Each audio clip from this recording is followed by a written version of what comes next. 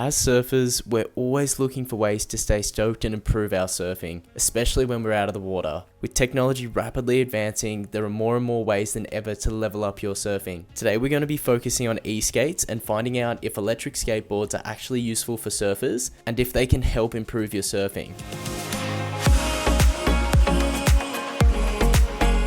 What's up guys, it's Noz back with another video. To find out how beneficial e-skates really are for surfers, I'm going to be reviewing VokBoards Riot Electric Skateboard and sharing my honest thoughts. Now buckle up and let's get into it. Okay, let's open this thing up.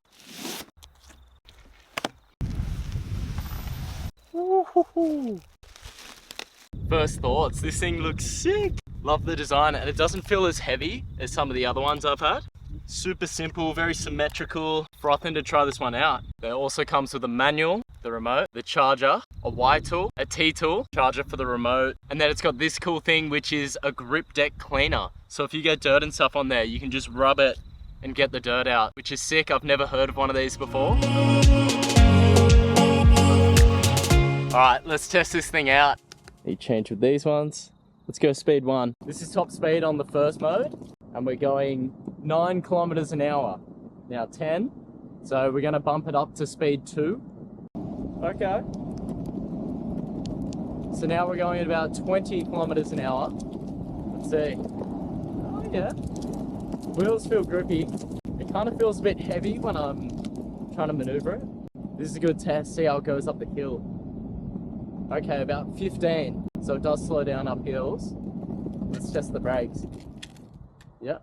Brakes work fine. Now to list all the specs of the board. The range of the board is 30 to 35 kilometers. The top speed is 46 kilometers an hour. The deck is made up of 7 layers of Canadian maple and 1 layer of bamboo. The max load is 120 kilos. Charging time 4 to 5 hours. The wheels are 90 millimeters. The board sells for $650 full price, but they have a $200 sale on at the moment where you can get it for $450. And you can also use the code NOZ for an additional $20 off at checkout. And the links will be in the description. All the specs on this board are very similar to the other electric skateboards I've tested out. Now we're trying speed 3, which is the second fastest.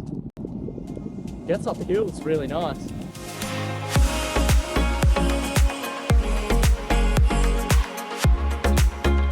Let's see how fast we can go.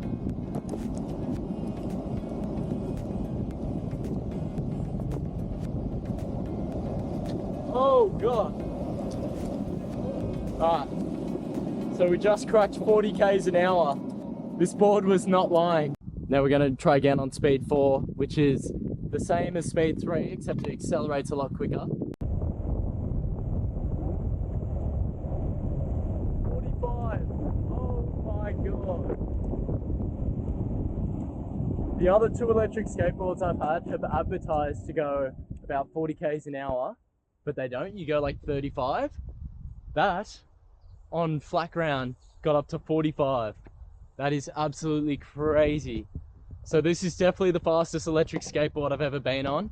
And I will say guys, safety first, wear a helmet, wear some pads if you're not comfortable. If we talk about the first feel, it's very comfortable. It feels very beginner friendly. It just feels a bit heavy and slow when you're carving along. But as far as acceleration, speed control, and then braking, this is definitely my favorite so far.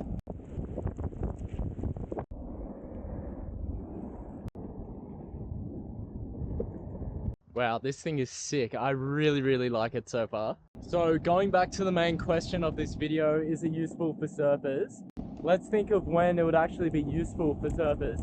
If you're using the board specifically to practice your turns and stuff, it may not be the best option. As a surfer, you're always going to beaches and stuff, so you could easily put a board under your arm and ride to the beach. You don't have to bring your car, or if you don't even have a car, you don't need a car. So I think getting to the beach was definitely where electric skateboards will be extremely useful. It does maneuver well, but if you wanted to do like a full cutback, you would need so much space. So far to me, it doesn't feel agile or loose enough to actually replicate surfing turns. But if we think about what's going to improve your surfing the most outside of the water, I think a standard surf skate like a Smooth Star is still the best option because you can replicate all the fundamental turns even speed generation stuff, which you can't do on this. My only concern with taking this to the beach is getting sand in it and where you'd actually leave it. You don't want someone to steal it, right? This skateboard has 4 speed settings. Speed 1 goes 10 kilometers an hour. Speed 2 goes 20 kilometers an hour. Speed 3 can hit the maximum speed of 46 kilometers an hour. And so can speed 4, except it accelerates much faster. So I've got my surfboard. I'm controlling it down here. This is what it would look like if you were going to the beach. So you could have a backpack on with your towel and wetsuit in it. And then you just cruising along with your surfboard. Definitely easy, like it's not hard to do this. And then let's say you're coming to a traffic light or something. Stop. Too easy. And they're actually pretty easy if you use this technique to roll them around.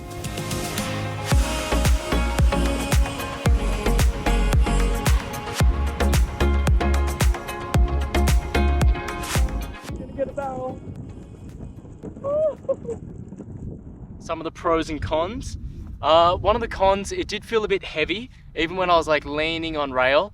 Like, it felt nice, but just heavy. Some pros, I like the design. It's very simple, it's symmetrical, and it's not that long compared to previous boards I've ridden. I think the way it looks is very elegant and aerodynamic, but one thing they could definitely do are better designs, especially for surfers.